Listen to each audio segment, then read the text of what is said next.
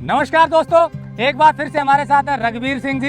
हमने पिछले वीडियो में दिखाया था कि इन्होंने कैसे केंचुआ खाद्य पालन शुरू किया और कैसे इस बिजनेस को सफलता की ओर ले जा रहे हैं। रिटायरमेंट के बाद जहां लोग आराम की जिंदगी जीते हैं, नायब तहसीलदार से रिटायर हुए, केंचुआ पालन का बिजनेस शुरू किया, न्यूट्रिशियस खाद बनाने का काम शुरू किया और ये देखिए इसी खेत में ये काम सफलतापूर्वक कर रहे हैं। आज इस वीडियो में जानकारी देंगे कि केंचुआ पालन यदि आप शुरू करना चाहते हैं तो किन किन बातों का ध्यान रखें, क्योंकि इनका कहना है कि ज्यादातर लोग ऊपर की जानकारी लेकर केंचुआ पालन शुरू कर देते हैं और उसके बाद फेल होते हैं पूरी जानकारी के अभाव में। तो चलिए जानते हैं रघुवीर सिंह जी से केंचुआ पालन की A to Z जानकारी, ताकि यदि आप शुरू करें तो आपको सही जानकारी हो।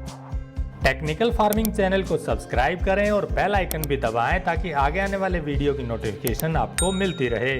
सर नमस्कार। नमस्कार जी। नमस्कार। आप केंचुआ पालन में पूरा R&D भी कर रहे हैं, सफलतापूर्वक कर रहे हैं। जो नया करना चाहते हैं, जो कर रहे हैं, उनको जानकारी दीजिए कि क्या क्या बातों का ध्यान रखना पड़ता है, क्योंकि आपने जैसे कहा अधूरी जानकारी के चक्कर में ही ज्यादातर फेल होते हैं, गलत जानकारी के चक्कर में। या आसान समझने जी बताइए। केंचुआ पालन के लिए हमने 30 बाई 3 फुट का बेड बनाना पड़ेगा। 30 फुट उत्तर दक्षिण की लंबाई होगी, 3 फुट उसकी चौड़ाई होनी चाहिए।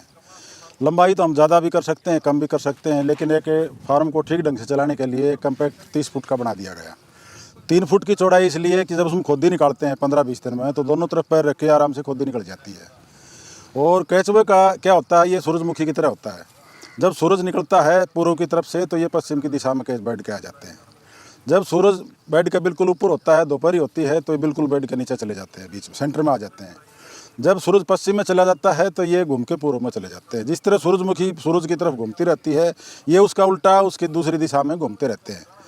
बाकी इसकी सेहत के लिए हमने देखना पड़ेगा कि इसका एक तो टेम्परेचर ठीक रहना चाहिए और एक इसमें पानी की मात्रा का विशेष ध्यान रखना पड़ेगा हमने। यदि हमने देखना है, कोई मशीन नहीं है, कोई टेम्परेचर मीटर नहीं है, तो केंचुआ निकाल के देखेंगे बेड से, तो केंचुए को गोबर तो लग जाता है, तो ये मानो कि केंचुए को पानी कम है। यदि गोबर नहीं लगाया है केंचुए को, इसका मतलब उसकी पानी की पूर्ति है।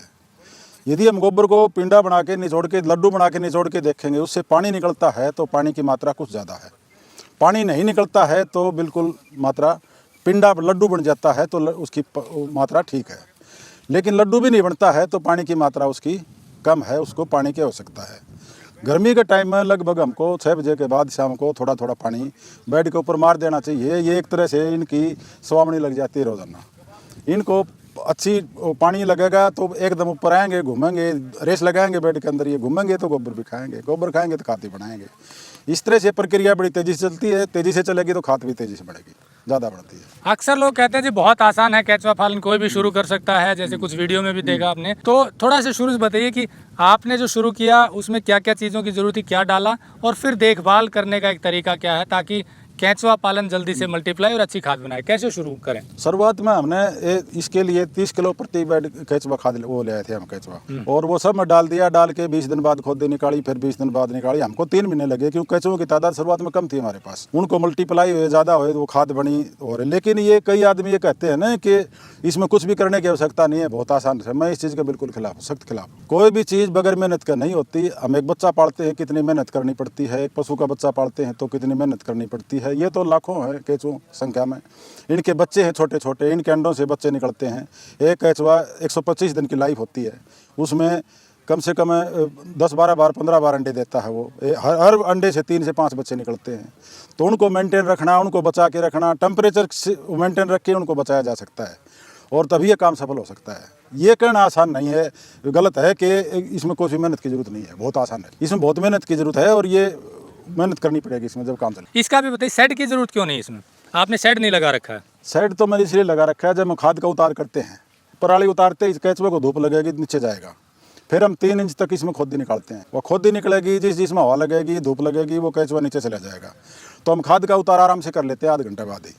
यदि इसके ऊपर शेड होगा, धूप लगेगी नहीं तो केंचुआ नीचे नहीं जाएगा। फिर हमने खाद से हटना पड़ेगा, बहुत मेहनत करनी पड़ेगी। तो जो आपने कहा कि बहुत आसान नहीं है, इसको मेहनत करनी पड़ेगी।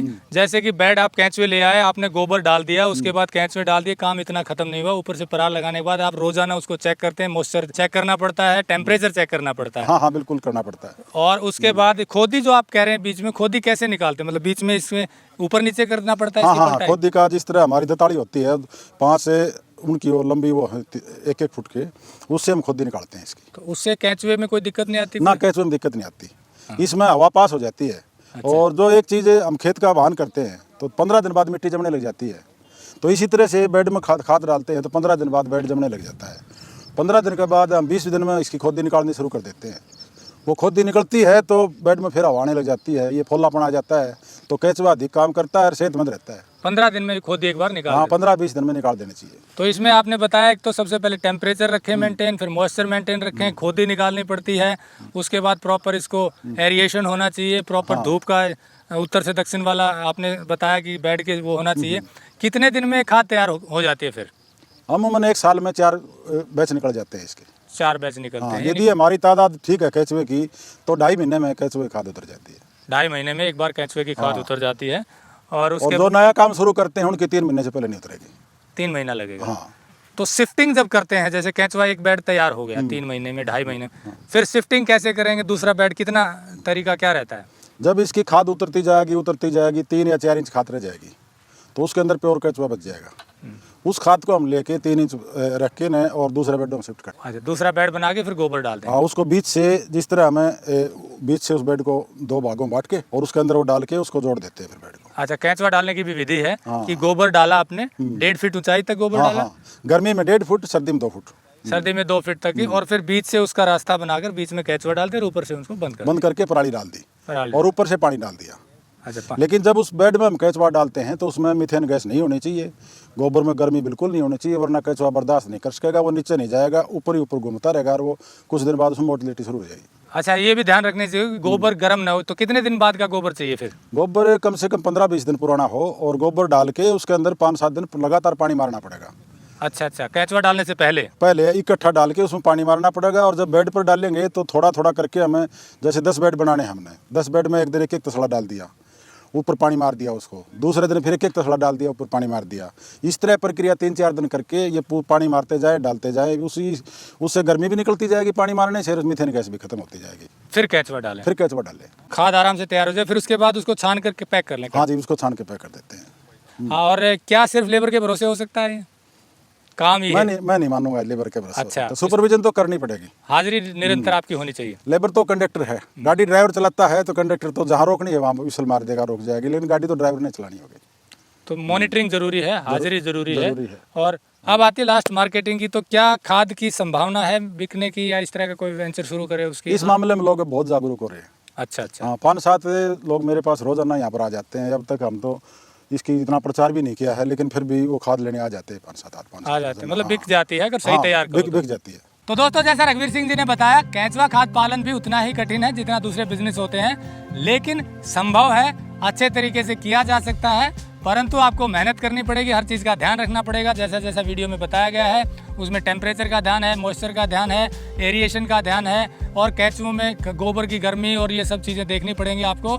और उसके बाद इसको प्रॉपर तरीके से इसका लाइफ साइकिल को समझ कर केंचुआ के आप ये बिजनेस सफलतापूर्वक कर सकते हैं, क्योंकि रघुवीर सिंह जी ने साबित किया है कि आप यदि प्रॉपर मॉनिटरिंग से थोड़ा सा सही दिमाग लगाते हुए काम शुरू करें तो इसमें सफल हो सकते हैं। और अधिक जानकारी के लिए हमने नंबर दिया हुआ है, आप जानकारी ले सकते हैं। और इसके अलावा खाद की भी जरूरत हो वो भी ले सकते हैं। हमारी कोशिश है ऐसे वेंचर को बढ़ावा मिले ताकि युवाओं को रोजगार मिले और किसानों की भी सहायता हो। नमस्कार, जय हिंद। अगर आपको यह वीडियो पसंद आया है तो ज्यादा से ज्यादा लाइक और शेयर जरूर करें। साथ ही चैनल को सब्सक्राइब करना ना भूलें।